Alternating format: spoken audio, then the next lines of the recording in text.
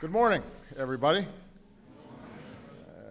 Secretary Napolitano, Director Mayorkas, distinguished guests, family, and friends. Welcome to the White House. Happy 4th of July. What a perfect way to celebrate America's birthday, the world's oldest democracy, with some of our newest citizens. I have to tell you just personally, this is one of my favorite things to do. It brings me great joy and inspiration because it reminds us that we are a country that is bound together not simply by ethnicity or bloodlines, but by fidelity to a set of ideas. And as members of our military, you raised your hand and took an oath of service. It is an honor for me to serve as your Commander-in-Chief. Today, you raised your hand and have taken an oath of citizenship. And I could not be prouder to be among the first to greet you as my fellow Americans. Now, looking back, it was an act of extraordinary audacity. A few dozen delegates in that hall in Philadelphia, daring to defy the mightiest empire in the world, declaring that these united colonies are, and of right ought to be, free and independent states.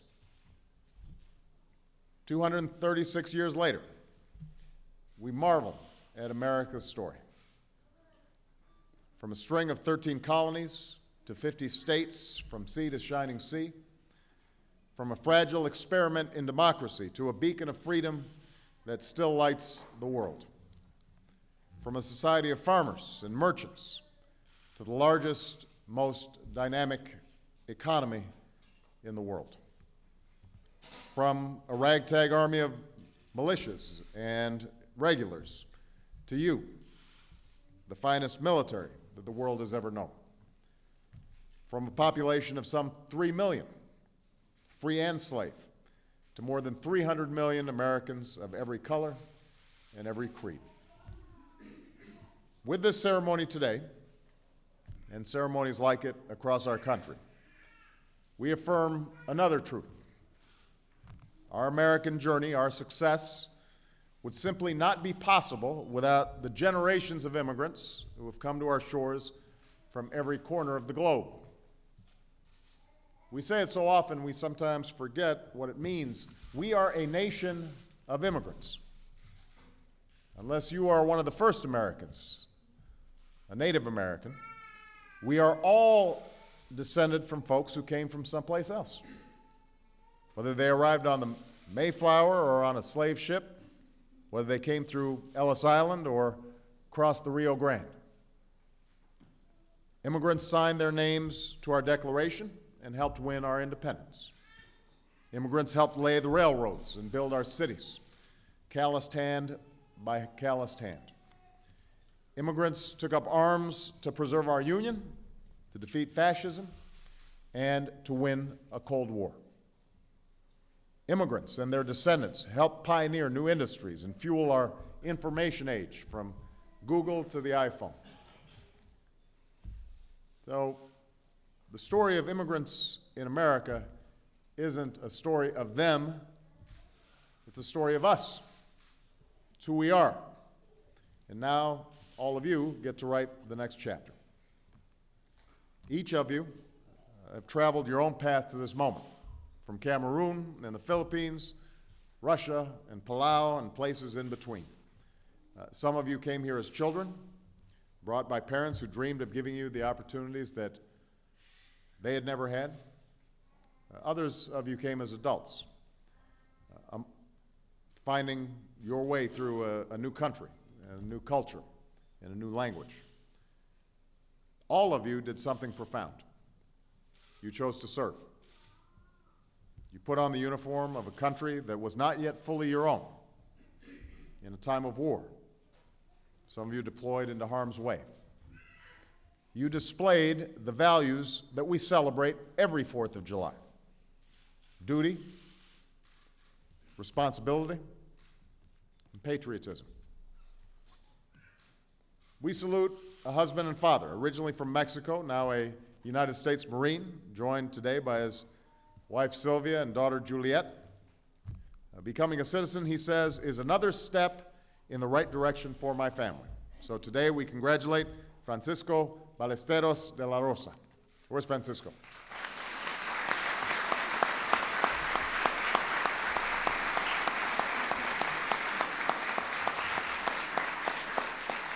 We salute a young woman from El Salvador who came here when she was just 6, grew up in America, who says she always had a desire to serve and who dreams of becoming an Army medic. So we congratulate Luisa Childers. Luisa.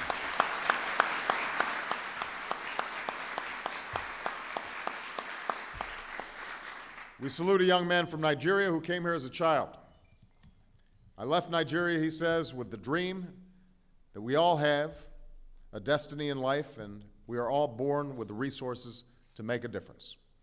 We are confident he will make a difference. We congratulate Oluwatosin Akindoro.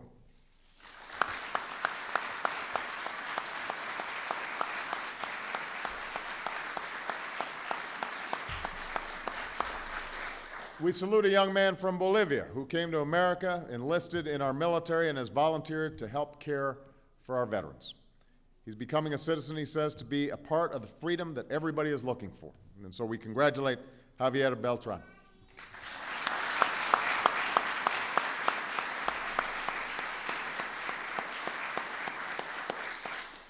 It has taken these men and women, these Americans, years, even decades, to realize their dream.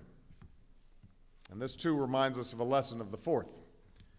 On that July day, our founders declared their independence, but they only declared it.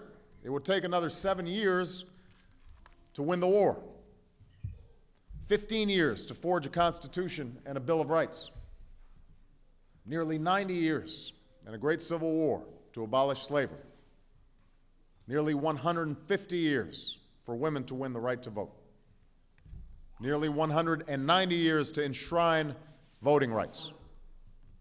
And even now, we're still perfecting our union, still extending the promise of America. And that includes making sure the American dream endures for all those, like these men and women, who are willing to work hard, play by the rules, and meet their responsibilities. For just as we remain a nation of laws, we have to remain a nation of immigrants. And that's why, as another step forward, we're lifting the shadow of deportation from deserving young people who were brought to this country as children. It's why we still need a DREAM Act to keep talented young people who want to contribute to our society and serve our country. It's why America's success demands comprehensive immigration reform. Because the lesson of these 236 years is clear. Immigration makes America stronger. Immigration makes us more prosperous. And immigration positions America to lead in the 21st century. And these young men and women are testaments to that. No other nation in the world welcomes so many new arrivals. No other nation constantly renews itself, refreshes itself with the hopes and the drive and the optimism and the dynamism of each new generation of immigrants. You are all one of the reasons that America is exceptional.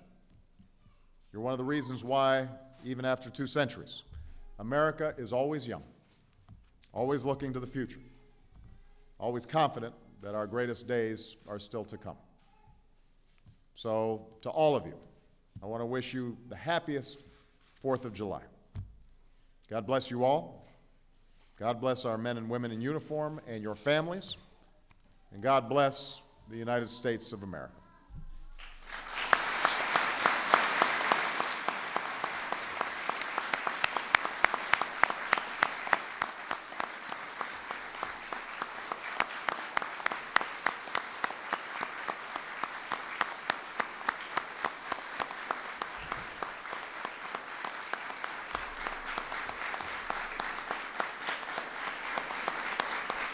And with that, I want you to join me in welcoming onto the stage one of America's newest citizens.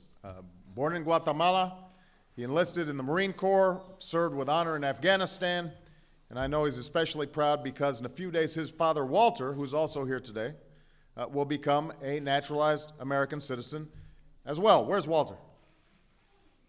There he is over there. Good to see you, Walter. Please welcome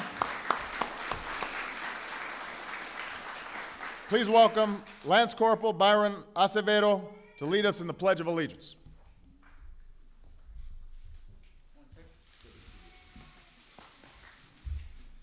Right here.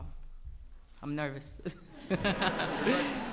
I pledge allegiance to a flag of the United States of America and to a republic for which it stands, one nation, under God, indivisible, with liberty and justice for all.